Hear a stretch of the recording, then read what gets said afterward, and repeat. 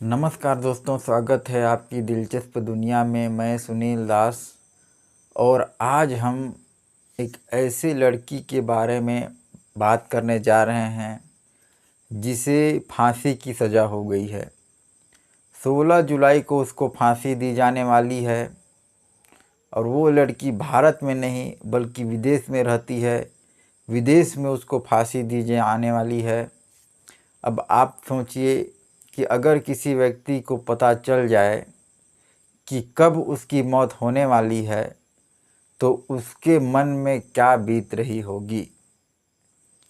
तो चलिए इस कहानी के बारे में विस्तार से जानते हैं। ये कहानी नहीं, हकीकत है जो 16 जुलाई को घटने वाली है। घटना देखते हैं कि भारत सरकार क्या इस लड़की की जान को बचा सकती है। निमिषा प्रिया उस लड़की का नाम है जो कि केरल के पलक्कड़ ज़िले की रहने वाली है।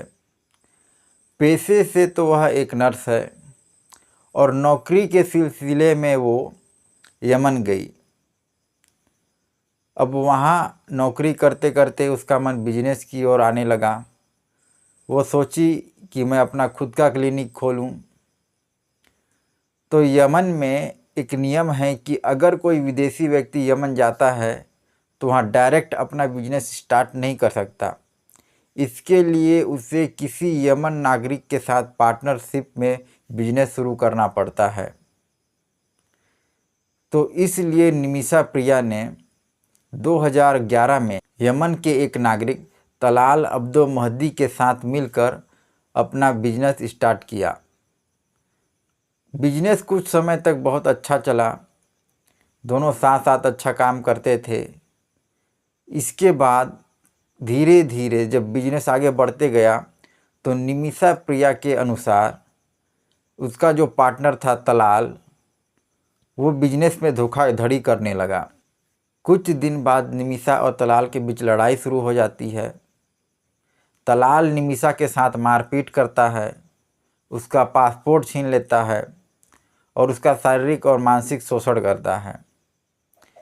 इसके बाद निमिषा प्रिया चाहती है कि वो वहाँ से भागे, वापस भारत आ जाए, लेकिन उसके पास पासपोर्ट ही नहीं था। तो एक दिन क्या करती है निमिषा प्रिया, तलाल को नशे की दवा दे देती है, नींद की दवा, जिससे कि वो पासपोर्ट अपना छीन सके और वापस भारत आ सके। लेकिन वो नशा का जो दवा था वो ओवरडोज हो गया, जिससे तलाल की वहीं मौत हो जाती है।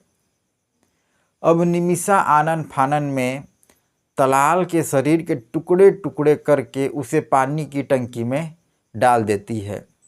यही निमिषा के खिलाफ सबसे बड़ा सबूत बन गया। जिसके बाद वहाँ पुलिस आती है, निमिषा को गिरफ्तार कर लेती है और उसे कोर्ट भेज दिया जाता है। अब यमन की कोर्ट ने निमिषा को फांसी की सज़ा सुना दी। अब निमिषा इस मामले में अपील भी करती है, लेकिन यमन के सुप्रीम जुडिशियल ने भी निमिषा के अंतिम अपील को 2021 में खारिज कर दिया। चूँकि ये घटना थी लगभग 2017 आसपास की, लगभग 25 जुलाई तारीख था। उस समय निमिषा ने मर्डर किया था। 2018 में उसे फांसी की सज़ा सुना दी गई और 2023 में उसकी याचिका को भी अस्वीकार कर दिया गया। अब 2025 में 16 जुलाई, जो कि अभी कुछ दिन में आने वाला है, 2-4-5 दिन ही बचे हैं, यह तारीख तय हुआ है निमिषा को फांसी की सज़ा देने के लिए। अब निमिषा के माता पिता, उसका पूरा परिवार परेशान हो गया है, दुख के सैलाब में डूब गया है। जब किसी भी माँ बाप को पता चले कि उसके संतान की मृत्यु होने वाली है तो क्या बीतती होगी, ये तो निमिषा के माता पिता ही समझ रहे होंगे। अब उनके माता पिता, निमिषा के माता पिता निमिषा को छुड़ाने की पूरी कोशिश कर रहे हैं। वे भारत सरकार से भी अपील कर रहे हैं। भारत के सुप्रीम कोर्ट में भी उन्होंने अपील डाली थी कि यमन के सुप्रीम कोर्ट से बात करके निमिषा प्रिया की जो मौत की सज़ा मिली है उसे कम करवाया जाए, उन्हें माफ़ किया जाए। यहाँ तक कि जो केंद्र सरकार है, ख़ास तौर पर जो विदेश मंत्रालय है, वो भी इस मामले पर अपनी नज़र बनाए हुए है। कोशिश किया जा रहा है कि निमिषा को फांसी की सज़ा ना हो।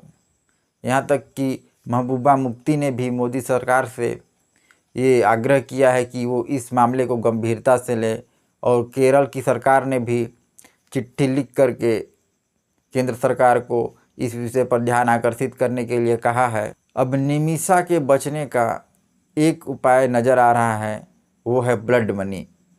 अब ब्लड मनी क्या होता है हम बताते हैं। यमन में इस्लामिक कानून में ये नियम है कि अगर जिस व्यक्ति का हत्या हुआ है उसके परिवार वाले को यदि उसका मुआवजा दे दिया जाए तो मौत की सज़ा को माफ़ किया जाता है। लेकिन इसमें सबसे बड़ा समस्या ये है कि तलाल का जो परिवार है उन्होंने निम्मा से बहुत बड़ी रकम की मांग कर दी है, लगभग 3-4 लाख डॉलर, या यूँ कहा जाए लगभग 4-5 करोड़ के आसपास की जो मुआवजा है वो तलाल के परिवार के द्वारा निमिषा से मांगा जा रहा है। अब समस्या ये हो गया कि इतनी बड़ी रकम निमिषा के परिवार वाले कैसे चुकाएंगे। वैसे भी निमिषा के परिवार वालों ने यमन में जो वकील रखा था उसने खुद $40,000 की मांग की थी, जिसमें $20,000 तो उन्होंने अपना घर ज़मीन बेच के उसको दिया था और 20,000 दे भी नहीं पाए थे। अब परिवार वाले 4 करोड़ मांग रहे हैं, 4-5 करोड़, इतना पैसा वो कहाँ से देंगे। फिर भी कई समाज सेवी संस्थाएं हैं जो सोशल मीडिया के जरिए कैंपेन चला रही हैं कि उसके लिए फंड इकट्ठा किया जाए। राज्य से भी कुछ मदद लिया जा रहा है। अब नज़रें हैं भारत सरकार पर कि देखते हैं कि क्या होता है, क्या भारत सरकार बचा पाएगी निमिषा प्रिया को फांसी होने से। अब इस मुद्दे में सबसे बड़ी चुनौती ये है कि यमन में अभी गृह युद्ध चल रहा है और वहाँ का जो शासन सत्ता है वो हौथी विद्रोहियों के हाथ में है। इसलिए भारत सरकार का सीधे कोई डिप्लोमेटिक संबंध इनके साथ नहीं है, तो किसी तीसरे पक्ष के माध्यम से उनके साथ बातचीत किया जा रहा है। ये भी बहुत बड़ा समस्या आ जा रहा है कि उनके साथ सीधा संबंध नहीं है तो कैसे बात किया जाए। अब निमिषा प्रिया जिस जेल में बंद है वो भी हौथी विद्रोहियों के हाथ में ही है, उनके शासन में ही है। इसलिए वहाँ बैंक और कानून से जुड़े मामले पर जो भी कार्रवाई होनी है वो अच्छे से नहीं हो पा रहा है, उसमें विलम्ब हो रहा है और निमिषा के फांसी का समय जो है और करीब आते जा रहा है। अब सबसे बड़ा सवाल ये है कि अब क्या होगा, क्या भारत सरकार बचा पाएगी निमिषा प्रिया को। तो इन सभी सवालों का जवाब आने वाले दिनों में मिलेगा और हम उम्मीद करते हैं कि भारत सरकार और जनता मिलकर देश की एक नागरिक की जान को बचा लेंगे। तो दोस्तों, ये थी निमिषा प्रिया की कहानी, जो कि बहुत ही ऐसे मोड़ पर पहुंच चुकी है, एकदम पेचीदा, जहां से निकल पाना उसके लिए बहुत कठिन हो रहा है। 2-4 दिन में उसे फांसी की सज़ा होने वाली है। उम्मीद करते हैं कि भारत सरकार बचा लेगी निमिषा प्रिया को। तो अगर आपको यह वीडियो अच्छी लगी दोस्तों तो वीडियो को लाइक करिए, चैनल को सब्सक्राइब करिए और वीडियो को शेयर करिए ताकि ये बात देश के और लोगों तक पहुंच सके। और साथ ही इसमें आने वाले जो अपडेट होंगे उनको जानने के लिए हमारे चैनल को सब्सक्राइब करिए। धन्यवाद।